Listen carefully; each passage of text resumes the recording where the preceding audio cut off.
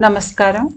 మనకి ఆధ్యాత్మిక జాగృతి లేదంటే కుండలిని జాగృతం జరుగుతున్నప్పుడు, మన దేహంలో గ్రౌండింగ్ అనేది జరగాలి. గ్రౌండింగ్ అంటే ఏంటి అంటే, ఇప్పుడు మనం ఇల్లు కట్టుకునేటప్పుడు, ఎలక్ట్రికల్ వైరింగ్ చేసేటప్పుడు, అదనంగా గనక ఎలక్ట్రిసిటీ మన వైరింగ్‌లో ఉంటే, మన ఇంట్లో ఉండేటువంటి టీవీ, ఫ్రిడ్జ్ అన్నీ పాడైపోతాయి. దానికేం చేస్తాం మనం, ఆ ఎలక్ట్రికల్ ఎక్విప్‌మెంట్ అంతా దాన్ని గ్రౌండింగ్ చేస్తాం. చేయటం వలన అదనంగా ఉన్నటువంటి శక్తి, విద్యుత్ శక్తి మీకు భూమిలోకెళ్ళిపోతుంది. దాని మూలంగా మనకి వస్తువులు పాడు కావు. ఇల్లు సురక్షితంగా ఉంటుంది. అదే రకంగా ఈ ప్రక్రియలో మన దేహంలో విద్యుత్ శక్తి పెరుగుతుంది. మన దేహంలో మనం కుండలిని సింప్టమ్స్‌గా విద్యుత్ సంచలనాలనేవి మన దేహంలో చాలా ఎక్కువగా మనకి అనుభవంలోకొస్తాయి. మన దేహంలో ఈ శక్తి ప్రవాహం పెరిగే కొద్దీ చాలా ఎలక్ట్రికల్‌గా అనిపిస్తుంది మనకిది. ముఖ్యంగా టాప్ డౌన్ అవేకెనింగ్ అయ్యే వాళ్ళకి, అంటే పైనుంచి విశ్వం నుంచి శక్తిపాతం అయ్యే వాళ్ళకి ఏమవుతుందంటే, ఈ అదనపు శక్తి దేహంలో అలజడిని సృష్టిస్తుంది, భయాన్ని సృష్టిస్తుంది. వాళ్ళొక రకంగా వాళ్ళ దేహంలోంచి వచ్చేటువంటి విద్యుత్ శక్తి వాళ్ళ ఇంట్లో పరికరాలతో పాటు అది కలిసిపోయి పరికరాల్లో సమస్యలు రావటం, లైట్లు లాంటివి అవి పాడైపోవటం లాంటివి చాలామంది ఇది అనుభవిస్తారు ఒక దశలో. మన దేహంలో గ్రౌండింగ్ అనేది జరగాలి. అంటే మన దేహంలో శక్తి వెళ్ళి భూమిలో ఉన్న శక్తితో కలవాలి. దాంట్లోకి వెళ్ళి మమేకమైనప్పుడు ఏంటంటే, అదనపు శక్తి భూమి పీల్చేసుకోవటం మూలంగా మనం అలజడిలోంచి, భయంలోంచి, తీవ్రమైనటువంటి భావోద్వేగాల్లోంచి బయటికి వచ్చి మనం కాస్త స్వస్థత, కాస్త ప్రశాంతతని పొందుతాం. ఈ గ్రౌండింగ్ అనేది మన దేహంలో ఏ చక్రాల స్థాయి నుంచి అవుతుందో నేను ఈరోజు వివరిస్తాను.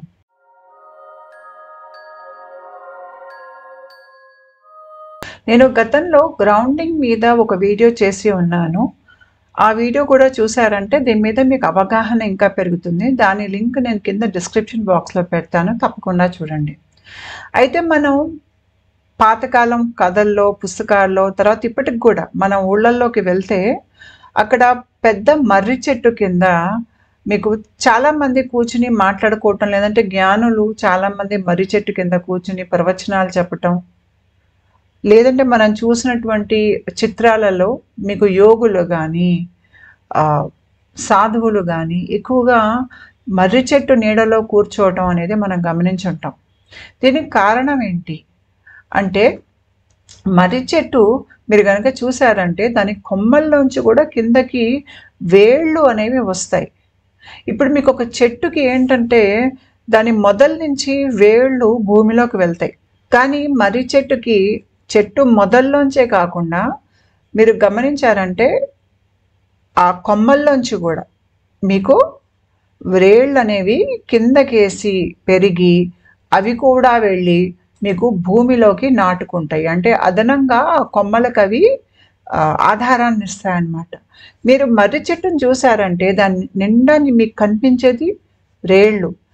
ఈ వ్రేళ్ళేంటి? Grounding energy. మనల్ని మనం భూమితో అనుసంధానం చేసుకోగలగటం. మనం భూమితో అనుసంధానం మనకి జరిగినప్పుడు మనం నిలకడగా నించుంటాం. మనలో ప్రశాంతత అనేది ఎక్కువగా ఉంటుంది. భయం తగ్గిపోతుంది. జ్ఞానం ఉదయిస్తుంది. మర్రి చెట్టు ఎలాంటి చెట్టు అంటే, దీంట్లో మామూలు వేరే చెట్ల కంటే కూడాను గ్రౌండింగ్ ఎనర్జీ చాలా ఎక్కువ. అందుకనే వీటి కొమ్మల్లోంచి కూడా వ్రేళ్ళొస్తాయి.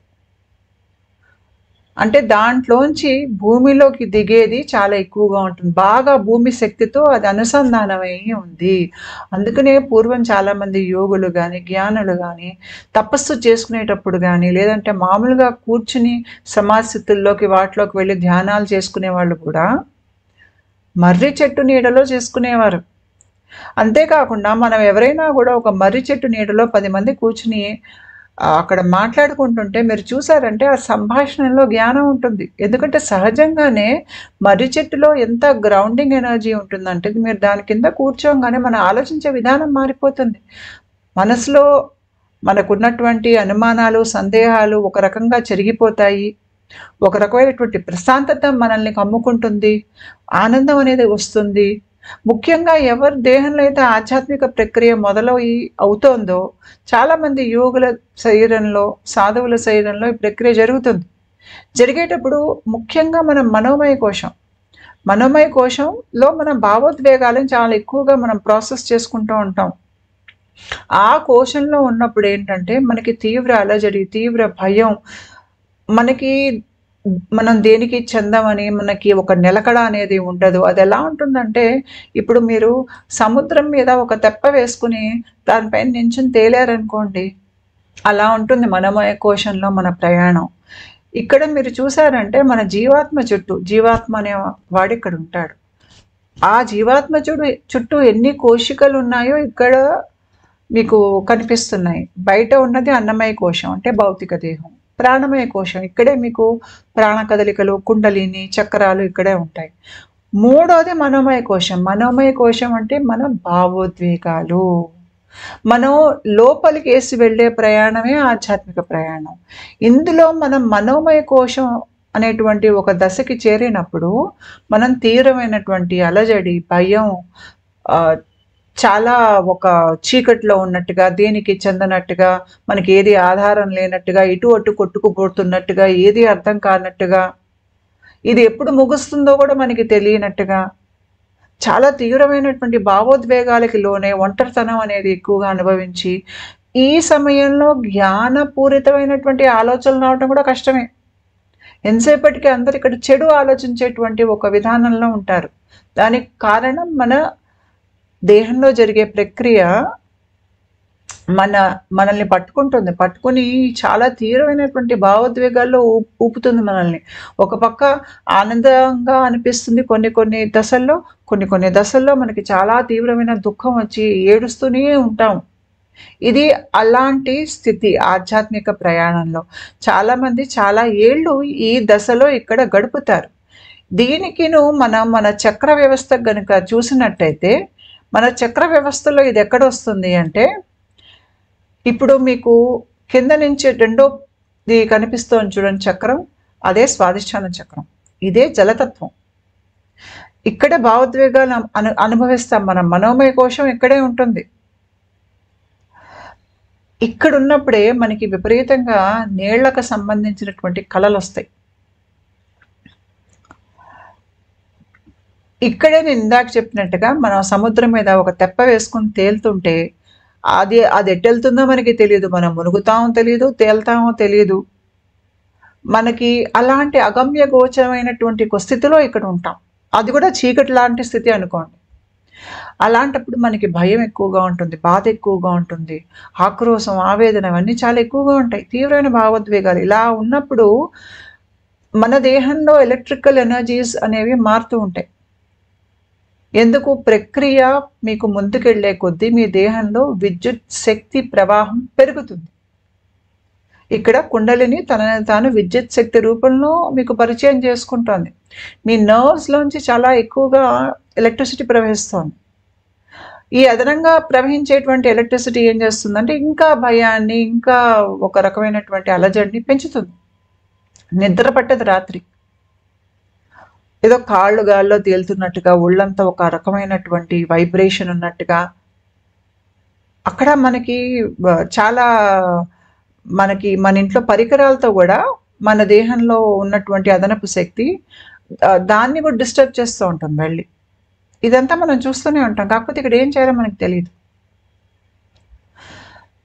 ఇలాంటప్పుడు మనం గనక భూమిలోకి అదనపు శక్తిని పంపించగలిగితే, అంటే ఒక రకంగా మీ ఇంటి దగ్గర చెట్లుంటే చెట్లని పట్టుకుని మీ దేహంలోంచి అదనపు శక్తిని చెట్లలోకి పంపించటం, లేదంటే చెప్పులు లేకుండా నేల మీద నడిచి, అంటే మట్టిలో నడిచి అదనపు శక్తిని ఆ మట్టిలోకి వెళ్ళిపోతున్నట్టుగా ఊహించుకోవడం, మొక్కల్ని ఇంట్లో చిన్న చిన్న మొక్కలు, కుండీల్లో ఉన్న మొక్కల్ని కూడా ఆకుల్ని పట్టుకుని అదనపు శక్తి దాంట్లోకి పంపించడం, ఇలా చేయడం వల్ల మీకు ఉపశమనం వస్తుంది. అంతేకాకుండా ఎప్సోమ్ సాల్ట్స్ అంటే మెగ్నీషియం ఆయిల్ ఉంటుంది, అది మెగ్నీషియం క్లోరైడ్తో తయారు చేస్తారనుకుంటా. తర్వాత మెగ్నీషియం సల్ఫేట్, ఈ రెండు, మెగ్నీషియం క్లోరైడ్, మెగ్నీషియం సల్ఫేట్ రెండు మీరు వాటితో స్నానం చేయటం, వాటిని ఒంటికి రాసుకోవటం లాంటివి చేసినప్పుడు, అంటే మెగ్నీషియం ఆయిల్ రూపంలో, అలా కూడా మీ లోపల అలజడి తగ్గుతుంది. ఈ భావోద్వేగాలు మనలో శుభ్రం అవుతున్నప్పుడు మనకి గ్రౌండింగ్ చాలా అవసరం. మీ ఇంటి దగ్గర గనక ఏమైనా ఇట్లాగా మర్రి చెట్టు గనక పెద్దది ఉంటే దాని కింద వెళ్ళి కూర్చున్నా కూడా మీకు ఉపశమనం వస్తుంది. అది మిమ్మల్ని ప్రశాంత వాతావరణంలోకి తీసుకెళ్తుంది. అందుకనే పూర్వం యోగులు తపస్సులు, ధ్యానాలు చేసుకునేటప్పుడు మర్రి చెట్టు కింద చేసుకునేవారు. దాని ప్రభావం అలాంటిది. చాలా పవిత్రమైనటువంటి చోటు మనల్ని పవిత్ర స్థితిలోకి, మానసిక స్థితుల్లోకి తీసుకెళ్తుంది. దానిలోంచి ఎన్ని వేళ్ళు బయటకు వస్తాయంటే చాలా ఎక్కువగా గ్రౌండింగ్ ఎనర్జీ. అదే మనకు కావాలి ఇక్కడ. మనకి మన శరీరంలో శక్తి ఈ భూమిలోకి వెళ్ళినప్పుడు ఏమవుతుందంటే అదనపు శక్తి వెళ్ళిపోవటం మూలంగా మనం నిగూఢంగా ఉన్నటువంటి జ్ఞానాన్ని మనం దాన్ని చేరగలుగుతాం. ఆ జ్ఞానం తాలూకు ఆలోచనలు మన లోపల మనం నిలుపుకోగలుగుతాం అన్నమాట. అయితే ఒకసారి మనోమయ కోశం దాటి ప్రక్రియ ముందుకు వెళ్ళాక మీకు ఇంకా గ్రౌండింగ్ సమస్యలు ఉండవు. ఈ దశలోనే మనకి గ్రౌండింగ్ సమస్యలు ఉంటాయి. ఈ మనోమయ కోశంలోనే మనం చాలా ఏళ్ళు గడుపుతాం ఈ ప్రాసెస్లో. అది దాటి వెళ్ళిపోతే గ్రౌండింగ్ సమస్యలు మనకి తగ్గిపోతాయి. ఎందుకు తగ్గిపోతాయంటే మన దేహం సహజంగానే గ్రౌండింగ్ అయిపోతుంది. మన దేహంలో 2 చక్రాలు ఉన్నాయి. మూలాధార చక్రం, తర్వాత ఇటుపక్కన అనాహత చక్రం అంటే దీని పక్కన ఎడం వైపున హృదచక్ర అని ఉంటుంది, హృదయ చక్ర అని. ఈ 2 చోట్ల నుంచి అంటే మూలాధారం నుంచి ఈ హృదయ చక్ర నుంచి ఈ 2 చక్రాల్లోంచి మనకి గ్రౌండింగ్ అనేది జరుగుతుంది. అది ఎలా జరుగుతుందో నేను వీడియోలో ముందు చెప్తాను. అయితే భగవద్గీతలో ఒక వృక్షం గురించి ఉంటుంది. ఆ వృక్షం మొదలు పైకేసి దాని కొమ్మలు కిందకేసి, అంటే ఒక మామూలు వృక్షానికి ప్రతిబింబంలాగా ఇప్పుడు మీకు ఒక మర్రి చెట్టు ఒక చెరువు గట్టున ఉందనుకోండి, దాని ప్రతిబింబాన్ని మీరు నీళ్ళల్లో చూసారంటే తిరగేసి ఉంటుంది.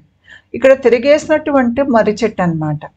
అయితే మీకు ఈ చెట్టు మొదల్లో అంటే ఆ వ్రేళ్ల దగ్గర ఆ వ్రేళ్ళు పైకేసి ఉంటాయి. అదే మన మూలాలు. ఆ మూలాలు ఎక్కడి నుంచి వచ్చాయంటే భగవంతుడి నుంచి వచ్చాయి, శ్రీకృష్ణ పరమాత్ముడి నుంచి వచ్చాయని భగవద్గీత చెప్తుంది.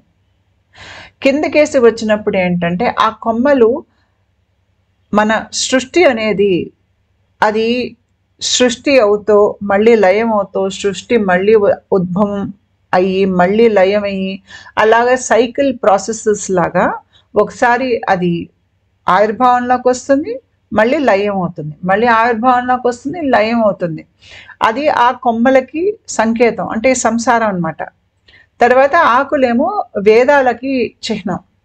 ఇప్పుడు ఇక్కడ మీరు చూశారు అంటే ఈ మర్రి చెట్టు కొమ్మల్లోంచి వచ్చేటువంటి వ్రేళ్ళు ఎటుకేసి వెళ్తున్నాయి, పైకేసి శ్రీకృష్ణ పరమాత్ముడికేసి వెళ్తున్నాయి. అంటే ఇక్కడ ఏంటి, గ్రౌండింగ్ ఎనర్జీ. శ్రీకృష్ణ పరమాత్ముడికి మన దేహంలో జరిగేటువంటి ప్రక్రియకి అందులో జరిగేటువంటి గ్రౌండింగ్ ఎనర్జీకి సంబంధం ఉంది. అది మీరు అర్థం చేసుకోవాలి. శ్రీకృష్ణ పరమాత్ముడిని చాలామంది ముఖ్యంగా టాప్ డౌన్ అవేకనింగ్లో అంటే పైనుంచి మనకి శక్తిపాతం అవుతాం మన దేహం మీద ఈ ప్రక్రియ జరిగినప్పుడు టాప్ డౌన్ అవేకనింగ్లో చాలామందికి శ్రీకృష్ణ పరమాత్ముడు ఎక్కడ కనిపిస్తాడు అంటే ఈ ప్రక్రియ అనాహత చక్రంలో పనిచేసేటప్పుడు, హృదచక్రాలో పనిచేసేటప్పుడు శ్రీకృష్ణ పరమాత్ముడు కళ్ళల్లో రావటం, వాళ్ళకి ప్రతినిత్యం నేను నీ జీవితంలో ఉన్నానని కనిపించటం, రకరకాలుగా సందేశాలు పంపించడం అనేది వీళ్ళు గమనిస్తారు. అప్పుడప్పుడు శ్రీకృష్ణుడు మురళీనాదం కూడా వీళ్ళు చెవుల్లో వింటారు. శ్రీకృష్ణుడికి మన దేహంలో ఉన్నటువంటి హృదచక్రకి సంబంధం ఉంటుంది. ఇక్కడ మీరు ఈ కొమ్మల్ని చూసారంటే ఈ కొమ్మల్లో మీకు మర్రి చెట్టు వేళ్ళు ఏవైతే ఉన్నాయో అవి పైకేసి వెళ్తున్నాయి. అంటే వాటి దిశ ఎట్టుందంటే శ్రీకృష్ణ పరమాత్ముడి కేసు ఉంది. మీకు శ్రీకృష్ణ పరమాత్ముడు కూడా ఈ చెట్టు ఒక్క మొదల్లో ఉన్నాడు, అంటే అన్నీ అతని నుంచి వచ్చినవే. మార్కండేయ పురాణంలో మార్కండేయ మహర్షి సృష్టి అంతాన్ని చూస్తాడు. అంటే మొత్తం అంతా జలమయం అయిపోతుంది. అలా అయిపోయిన జలం పైన ఆ సముద్రం పైన శ్రీకృష్ణుడు బాలుడి రూపంలో ఒక మర్రి చెట్టు ఆకు మీద తేలుతున్నాడు. అయితే మార్కండేయ మహర్షి దగ్గరికి వెళ్ళినప్పుడు శ్రీకృష్ణుడు ఊపిరి పీల్చుకుంటే లోపలికి వెళ్ళిపోతాడు. ఆ ఊపిరిలో మార్కండేయ మహర్షి, శ్రీకృష్ణుడు లోపల మార్కండేయ మహర్షి మొత్తం సృష్టి ఏదైతే అంతకు ముందు ఉందో ఆ మొత్తం సృష్టి శ్రీకృష్ణుడు లోపల కనిపిస్తుంది. అయితే మళ్ళీ సృష్టి తిరిగి ఆవిర్భావంలోకి రావాలంటే అది మళ్ళీ శ్రీకృష్ణుడి నుంచే వస్తుందని ఆయన అర్థం చేసుకుంటారు. నేను ఈ కథ చదివి ఈ బొమ్మ చూసినప్పుడు నా మదిలో ఒకటే ప్రశ్న మెదిలింది. ఏంటి అంటే, ఇన్ని ఆకులుంటే శ్రీకృష్ణుడు మర్రి చెట్టు ఆకు ఎందుకు ఎంచుకున్నాడు? వేరే ఏదైనా చెట్టు ఆకు ఎంచుకోవచ్చు కదా అనేదే నాకు తల్లో మెదిలిన ప్రశ్న. దానికి సమాధానంగానే ఈ వీడియోలో చెప్పిందంతా నాకు వచ్చింది సమాధానంగా. అదే ఇక్కడ నేను వివరిస్తున్నాను. అయితే నేను చెప్పాను, మన దేహంలో ఆధ్యాత్మిక ప్రక్రియ జరిగేటప్పుడు మనం ఒక రకంగా మనకి గ్రౌండింగ్ ఉండదు. ముఖ్యంగా ఎవరైతే స్టార్ సీడ్స్ ఉంటారో, అంటే వేరే తలాల నుంచి భూమి మీద పుట్టే వాళ్ళు ఉంటారో, వాళ్ళు భూమి మీద పుట్టినప్పుడు ఏం చేస్తారంటే వాళ్ళు మరీ భూమిలోకి నాటుకోరు. అంటే వాళ్ళు మరీ భూమిలోకి నాటుకుంటే వాళ్ళు జనన మరణ చక్రాల్లో చిక్కుకుపోయి ఉండాల్సి వస్తుందని చెప్పి వాళ్ళు ఏం చేస్తారంటే కొద్దిగా భూమికి కంటే కూడా, అంటే మూలాధారం కంటే కూడా కొద్దిగా పై భాగంలో, అంటే కొద్దిగా దగ్గర దగ్గర స్వాదిష్టాన చక్రం కింద భాగం నుంచి వాళ్ళు అక్కడి నుంచి వాళ్ళు బ్రతుకుతున్నారు. దాని మూలంగా ఏమవుతుందంటే వీళ్ళకి భూమితో ఎక్కువగా సంబంధం ఉండదు కాబట్టి వీళ్ళకి వాళ్ళ కుటుంబ ప్రోగ్రామింగ్, కండిషనింగ్, వాళ్ళ చుట్టూ ఇతరులు ఏ రకంగా అయితే ఆలోచిస్తారో ఆ ఆలోచించే ధోరణి వీళ్ళకు ఉండదు. వాళ్ళు కాస్త దానికి పై స్థాయి నుంచి బ్రతుకుతున్నారు. అంటే వీళ్ళు ఎక్కడి నుంచి బ్రతుకుతున్నారు? ఎక్కువగా జలతత్వంలోంచి బ్రతుకుతున్నారు. ఆ జలతత్వంలోంచి ఎక్కువగా బ్రతికేటప్పుడు ఏమవుతుందంటే వీళ్ళు ఎక్కువగా తీవ్రమైనటువంటి మానసిక అలజడి అనేది, ఎందుకంటే ఇక్కడ వాళ్ళకి గ్రౌండింగ్ ఉండదు, కొద్దిగా భూమికి లోపల నాటుకుని వీళ్ళు బ్రతకట్లేదు కాబట్టి. ఇప్పుడు మీరు ఎవరైనా ఒక మూలాధార చక్ర స్థాయి నుంచి బ్రతికే మనిషిని చూసారంటే అతను గ్రౌండెడ్గా ఉంటాడు. ఎందుకుంటాడంటే అతను ఏమనుకుంటాడంటే నేనేంటో నాకు తెలుసు అనుకుంటాడు. ఏ రకంగా తెలుసు? నా కులం ఇది, నా మతం ఇది, మా అమ్మ ఇది, మా నాన్న ఇది, నా ఇంటి పేరు ఇది, నేను చేసే పని ఇది, నేను అందంగా ఉంటాను, నేను పేదవాడిని, నేను గొప్పవాడిని, నేను యోగ్యుణ్ణి, ఈ రకంగా తాను వర్ణించుకోవటం. మళ్ళీ సంబంధాలు, వీళ్ళకి అన్నయ్యని, వాళ్ళకి తమ్ముడిని, ఈవిడికి భర్తని, ఈ రకంగా వాళ్ళకు ఉనికి సృష్టించుకుంటున్నారు అక్కడ. అందుకనే వాళ్ళు ఏంటో వాళ్ళకి తెలుసు అనుకుంటారు. ఆ తెలియటం అది మాయలోంచి వచ్చినటువంటి జ్ఞానమైనా కూడా ఏదో స్థాయిలో నాకు నేను తెలుసు అనేటువంటి ఒక ధైర్యంలో వాళ్ళు ఉంటారు. కానీ ఈ స్వాదిష్టాన చక్ర స్థాయి, అంటే జలస్థాయి నుంచి పనిచేసే వాళ్ళకి, అక్కడి నుంచి బ్రతికే వాళ్ళకి, వాళ్ళు ఈ కండిషనింగ్ అంతా వదిలేసుకుని ఉంటారు. వదిలేసేసేసరికి వాళ్ళకి ఏమవుతుందంటే సమస్య, వాళ్ళేంటో వాళ్ళకి తెలియదు. అందరూ నాకు నేను తెలుసు అని ఏ రకంగా వాళ్ళు వర్ణించుకుంటారో, వాళ్ళ మూలాలు వాళ్ళు తెలుసని వాళ్ళు ఎదుటి వాళ్ళకి చెప్తారో, జలతత్వం నుంచి పనిచేసే వాళ్ళకి వాళ్ళ మూలాలకి వాళ్ళు దాన్ని పట్టుకుని లేరు. వాళ్ళు దాని మూలంగా వాళ్ళు ఏంటో వాళ్ళకి తెలియదు.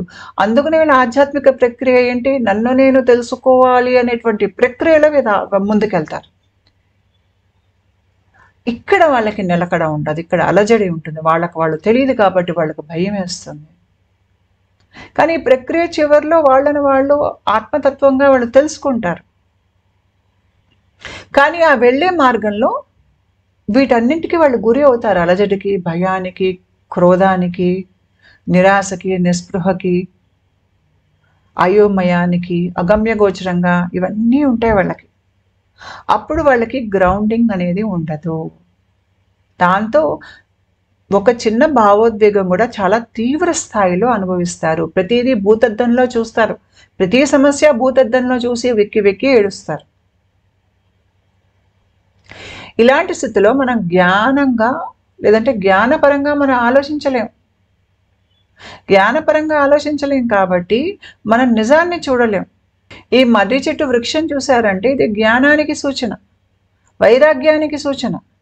మనలో వైరాగ్యం మొలకెత్తినప్పుడు ఏమవుతుందంటే, ముఖ్యంగా ఆధ్యాత్మిక ప్రక్రియలో వైరాగ్యం వచ్చినప్పుడు, ఈ వైరాగ్యం మనం మర్రి చెట్టు నీడలో మనకి ఇంకా త్వరగా వస్తుంది. దానికి కారణం ఏంటి? దాంట్లో ఉన్నటువంటి గ్రౌండింగ్ ఎనర్జీ. అంటే మన దేహంలో గ్రౌండింగ్ ఎనర్జీకి మనకి వైరాగ్యం రావడానికి సంబంధం ఉంది. అది మీరు తెలుసుకోవాలి. అందుకనే ఇక్కడ మీకు భగవద్గీతలో మీకు చాలా చోట్ల ఏదైనా పవిత్ర వృక్షం అంటే మనకి మర్రి చెట్టును దాంట్లో వర్ణిస్తారు, పవిత్రమైనటువంటి వృక్షం అనేది. అయితే ఇక్కడ మీకు ఇందాక కథలో వటపత్ర సాయి శ్రీకృష్ణుడు నీటి మీద మర్రి చెట్టు ఆకులో తేలుతున్నాడు. ఇక్కడే నాకు ఈ ప్రశ్న వచ్చింది. దానికి సమాధానంగానే ఈ వీడియో అంతా నేను చేస్తున్నాను. మర్రి చెట్టు ఆకులోనే ఎందుకు తేలుతున్నాడు? వేరే ఏదైనా ఆకు తీసుకోవచ్చు కదా అనేటువంటి ఒక ఆలోచన నాకు వచ్చింది. అయితే ఇది నేను చక్రపరంగా ఆలోచించినప్పుడు మన చక్రాల్లో చెట్లు ఉంటాయి. ఒకటి మూలాధార చక్రం. మూలాధార చక్రం మీద గనుక దాని వర్ణన వింటే దాంట్లో చెట్టు లేదు. కాకపోతే నేను ఎప్పుడు ఆలోచించినా నాకెందుకో అక్కడ ఒక చెట్టు రూపం కనిపించేది మూలాధారంలో. నేను గతంలో ఒక వీడియో చేసి ఉన్నాను గణపతి మీద. గణపతికి మూలాధార చక్రానికి సంబంధం ఏమిటి? ఇక్కడ కాల్షియం ఎలిమెంట్ అనేది ఉంటుంది. ఆ కాల్షియం వల్లే మన దేహంలో ఎముకలు కానీ లేదంటే దంతాలు కానీ దానిలోంచే తయారవుతాయి. దానికి మూలాధార చక్రానికి గణపతికి సంబంధం ఏంటని గతంలో ఒక వీడియో చేశాను. దాని లింక్ డిస్క్రిప్షన్ బాక్స్లో పెడతాను, వీడియో చూడండి. అయితే నేను ఎప్పుడైనా కూడా మూలాధార చక్రాన్ని నా తల్లో ఊహించుకున్నప్పుడు నాకు అక్కడ చెట్టు కనిపించేది. ముఖ్యంగా ఎవరిలో అయితే గ్రౌండింగ్ సమస్యలు ఉన్నాయో నేను వాళ్ళకి ఎప్పుడు ఏం చెప్పేదాన్ని అంటే, మీరు మూలాధార చక్రంలో ఒక పెద్ద చెట్టు ఉన్నట్టుగా ఊహించుకోండి. ఆ చెట్టు మొదట్లోంచి చాలా వ్రేళ్ళు మీకు బయటికి వచ్చి భూమిలోకి వెళ్ళి భూమి లోపల నాటుకున్నట్టుగా మీ దేహంలో అదనపు శక్తి భూమిలోకి వెళ్ళిపోతున్నట్టుగా మీరు ఊహించుకోండి నేను చాలామందికి చెప్పేదాన్ని.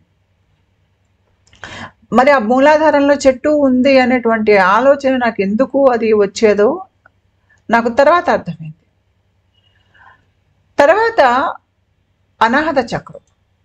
నేను నా ఒక కళలో, ఇది ఎలాంటి కళ అంటే ఇంచుమించు అదేదో యథార్థం లాంటి కళ. అక్కడ నేను నిద్రపోవట్లేదు, యథార్థంగానే ఉన్నాను, వేరే తలంలో ఉన్నాను. ఏ తలంలో ఉన్నానంటే అనాహత చక్రానికి సంబంధించినటువంటి తలంలో ఉన్నా. అక్కడ తిరుగుతున్నాను. అనాహత చక్ర భాగంలో నాకు పెద్ద పెద్ద వృక్షాలు కనిపించాయి. ఆ వృక్షాలు మీదంతా ఇట్లాగా ఆకులు, విపరీతంగా ఆకులు ఉన్నాయి అక్కడ.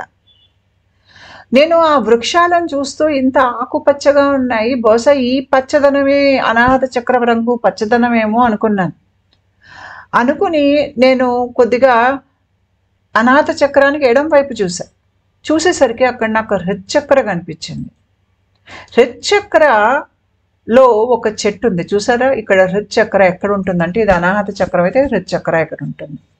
హృచ్చక్ర మీకు ఆ పక్కన ఉన్నది హృచ్చక్ర బొమ్మే. దాంట్లో లోపల చూసారంటే మీకు చెట్టు ఉంది. ఇది ఏం చెట్టు అంటే ఇది కల్పతరు. మన అన్ని కోరికల్ని తీర్చేటువంటి వృక్షం ఇక్కడ ఉంటుంది. ఈ వృక్షం కిందే ఒక సింహాసనం ఉంటుంది.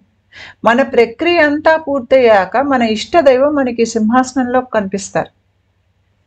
అయితే ఈ హృచ్చక్రకి కృష్ణుడికి సంబంధం ఉంది.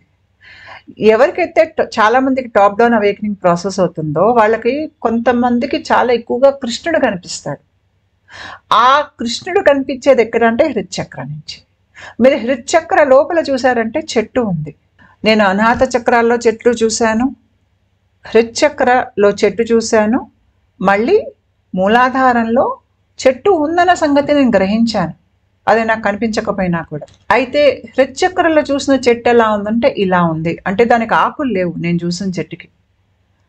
అది ఎలా ఉందంటే, మీరు చాలా దీపావళి ఈ టపాకాయలు ఉంటాయి కదా, అదొక చెట్టు మీద అంతా కట్టేసేసి అన్నిటినీ కలిపి ఒకటేసారి ముట్టించారనుకోండి, చెట్టు ప్రతి కొమ్మలో మీకు పటాసులు పేలుతూ వెలుగులు విరజిమ్ముతో మీకు అలా చెట్టు దూరం నుంచి కనిపించింది అనుకోండి, అద్భుతమైనటువంటి ఆ చెట్టులోంచి మీకు విపరీతంగా ఇట్లాగా అగ్ని చుక్కలు రాలుతున్నాయి, అక్కడ పటాసులు పేలుతూ ప్రతి కొమ్మకి అత్యద్భుతంగా ఉంది ఆ చెట్టు చూడటానికి.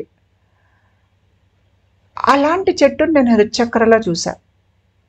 కొంతమంది హృచ్చక్రలో మామూలు చెట్టునే చూస్తారు, అంటే పచ్చడి ఆకులతో చెట్టును చూస్తారు.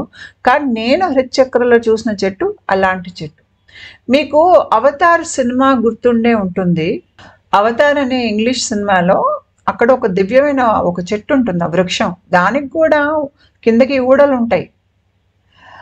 అయితే అక్కడ వాసులు ఏంటంటే వాళ్ళ జళ్ళని తీసుకెళ్ళి ఆ చెట్టులోంచి వచ్చేటువంటి ఆ ఊడలకి దాన్ని కలుపుతారు. కలిపి వాళ్ళు దేవుడితో ఒక లింక్ అనేది ఏర్పరచుకోగలుగుతారు. అంటే దివ్యమైన చెట్టు కాబట్టి ఆ దివ్యమైన చెట్టును వాడుకుని వాళ్ళు దేవుడికి, తర్వాత వాళ్ళ గ్రహంలో ఇతర దేవతా శక్తులకి వాళ్ళు సందేశాలు పంపించగలుగుతారు. ఇది కూడా నాకు బహుశా హృచ్చక్రలో ఆ చెట్టును చూసి ఎవరో రాసిన కథేమో అని అనిపించింది సినిమా చూసినప్పుడు. అయితే మరి కృష్ణుడు ఎందుకు మర్రి చెట్టు ఆకు మీద పడుకున్నాడు అని నేను కొద్దిగా రీసెర్చ్ చేస్తే నాకు అర్థమైంది ఏంటంటే, ఆకులు పచ్చగా ఉంటాయి ఎందుకంటే దాంట్లో క్లోరోఫిల్ ఉంటుంది. క్లోరోఫిల్ దేనివల్ల తయారవుతుందంటే మెగ్నీషియం మూలంగా తయారవుతుంది. మెగ్నీషియం అన్ని ఆకుల కంటే ఏ ఆకులో ఎక్కువ ఉంటుందంటే మర్రి చెట్టు ఆకులో ఉంటుంది. మర్రి చెట్టు ఆకు కూడా గ్రౌండింగే. అందుకనే కృష్ణుడు నీళ్లల్లో తేలుతున్నాడు. నీళ్లల్లో తేలేటువంటి కృష్ణుడికి గ్రౌండింగ్ కావాలి. ఆ గ్రౌండింగ్ ఏది ఇచ్చింది అంటే మర్రి చెట్టు ఆకు ఇచ్చింది. అంటే మర్రి చెట్టు ఆకు కృష్ణుడి కింద ఉండటం మూలంగా ఒక రకంగా అక్కడ కృష్ణుడు నీళ్ల మీద ఉన్నా కూడా భూమితో కాంటాక్ట్ పోగొట్టుకోలేదు. అంటే ఒక రకమైనటువంటి గ్రౌండింగ్ ఏదైతే మనకి భూమి అనేది ఇస్తుందో అది మర్రి చెట్టు ఆకు వటపత్ర సాయి రూపంలో ఉన్నటువంటి కృష్ణుడికి ఈ ఆకే అక్కడ గ్రౌండింగ్ ఎనర్జీ అయ్యింది. అంత పవిత్రమైనటువంటి ఆకు మర్రి చెట్టు ఆకు. దాంట్లో ఆ శక్తి ఉంటుంది. ఆ చెట్లో కూడా అదే శక్తి ఉంటుంది. అందుకనే దానికి తగ్గట్టుగా దాంట్లోంచి వ్రేళ్ళు అనేవి బయటికి వస్తాయి. అయితే ఈ చెట్టు నేను మూలాధారంలో నాకు ఒక చెట్టు ఉందని గ్రహించాను. అనాహత చక్రంలో చెట్లు కనిపించాయి, మళ్ళీ హృచ్చక్రంలో చెట్టు కనిపించింది అన్నాను. నేను మూలాధారంలో ఒక చెట్టు నాకు ఉన్నట్టుగా గ్రహింపు ఎందుకు వచ్చింది అంటే మూలాధారంలో కూడా మెగ్నీషియం ఉంటుంది. నేను గతంలో చెప్పాను గణపతి కాల్షియం అనేది మూలాధారానికి సంబంధం ఉంటుందని. కాల్షియమే కాకుండా మెగ్నీషియంకి కూడా మూలాధారంతో సంబంధం ఉంటుంది. ఎందుకంటే మెగ్నీషియం గ్రౌండింగ్ ఎనర్జీ. అందుకనే మనకి పెద్ద పెద్ద ఎలక్ట్రికల్ లైన్స్ వేస్తున్నప్పుడు, ఎలక్ట్రికల్ గ్రిడ్స్ వేసేటప్పుడు ఎలక్ట్రికల్ డిపార్ట్మెంట్ వాళ్ళు ఏం చేస్తారు, అదనంగా ఉన్నటువంటి విద్యుత్ శక్తిని గ్రౌండింగ్ చేయడానికని పరికరాలని పెడతారు. అదనపు శక్తి భూమిలోకి వెళ్ళిపోయేటట్టుగా గ్రౌండింగ్ చేస్తాం. ఆ గ్రౌండింగ్ చేసేటువంటి ఎక్విప్మెంట్ ఉంది చూడండి, ఆ పరికరాలు కానీ అక్కడ వాడే కెమికల్స్ కానీ దాంట్లో మెగ్నీషియం ఉంటుంది. మెగ్నీషియంతోనే మనం గ్రౌండింగ్ అనేది చేస్తాం అదనపు విద్యుత్ శక్తిని. ఆ పరికరాల్లో అది ఉంటుంది. మీకు చెట్ల ఆకుల్లో కూడా మెగ్నీషియం ఉంటుంది, కానీ అన్నింటికన్నా ఎక్కువగా మర్రి చెట్టు ఆకులో ఉంటుంది. అంటే చాలా ఎక్కువగా గ్రౌండింగ్ ఎనర్జీ దాంట్లో ఉంటుంది. కాబట్టి ఆ గ్రౌండింగ్ ఎనర్జీ మూలాధారంలో ఉండేది మెగ్నీషియం అక్కడ ఉంది కాబట్టి నాకు అక్కడ ఒక చెట్టు ఉన్నట్టుగా కనిపించింది. దాని వ్రేళ్ళు నేలలోకి వెళ్తున్నట్టుగా నాకు కనిపించాయి. చాలామంది ఏంటంటే మూలాధార స్థానంలో వాళ్ళు అక్కడ ఒక చెట్టు ఉన్నట్టుగా అక్కడి నుంచి వ్రేళ్ళు బయటకు వచ్చి నేలలోకి వెళ్తూ అదనపు శక్తిని నేలలోకి పంపించవచ్చు, అది పనిచేస్తుంది. తర్వాత మన మనోమయ కోశం దాటి బయటికి వస్తున్నప్పుడు సహజంగానే మన శరీరం గ్రౌండింగ్ అవుతుంది. అది మూలాధారం నుంచి అయినా అవుతుంది, లేదంటే హృచ్చక్ర స్థాయి నుంచి అవుతుంది. ఇది ఎలా మనకు కనిపిస్తుంది అంటే కొంతమందికి హృచ్చక్రలో చెట్టు ఉన్నట్టు ఆ చెట్టులోంచి వ్రేళ్ళు కిందకి వాళ్ళ దేహంలోకి దిగుతూ, కాళ్ళల్లోకి దిగుతూ, పాదాల్లోకి దిగి పాదాల్లోంచి భూమిలోకి నాటుకున్నట్టుగా వాళ్ళకి కనిపిస్తుంది దృశ్యం కళ్ళల్లో. అంటే చెట్టు ఇక్కడ కనిపిస్తుంది వాళ్ళకి. నాకేమో టపాకాయల చెట్టు కనిపించింది కదా, మామూలు చెట్టు కూడా కనిపిస్తుంది దాని బదులు. కొంతమందికి ఇక్కడ చెట్టు కనిపించకపోయినా కూడా వాళ్ళకి దాని తాలూకు స్పర్శలు వస్తాయి. అంటే ఇక్కడ ఏదో ఒక ప్రవాహం, ఇదొక శక్తి ఇక్కడ తిరుగుతున్నట్టుగా, శక్తి ప్రవాహం దాంట్లోంచి కిందకేసది వెళ్ళి కడుపులోకి వెళ్ళి కింద కాళ్ళల్లోకి వెళ్ళి పాదాల్లోంచి బయటికి వెళ్ళి నేలలో కలిసిపోతున్నట్టుగా కొంతమందికి వాళ్ళకి అనుభవంలోకి వస్తుంది. అది కూడా గ్రౌండింగే. కొంతమందికి చెట్లాగా అనిపిస్తుంది, కొంతమందికి ఒక సెన్సేషన్స్తో తెలుస్తుంది వాళ్ళకి ఇలా అవుతుందని చెప్పి. ఇది ఎక్కడి నుంచి అవుతుంది? హృచ్చక్ర స్థాయి నుంచి అవుతుంది. ఇలా జరిగే ముందు చాలామందికి శ్రీకృష్ణుడు కనిపిస్తాడు. మరి నాకెందుకు అక్కడ అట్లాగా దేదీప్యమానంగా మెరిసిపోతున్నటువంటి ఒక వెలుగుల చెట్టు కనిపించింది అని నేను శోధిస్తే నాకు అర్థమైంది ఏంటంటే దీపావళి టపాకాయల్లో కూడా మెగ్నీషియం ఉంటుంది. అందుకనే అట్లా పేలుతాయి.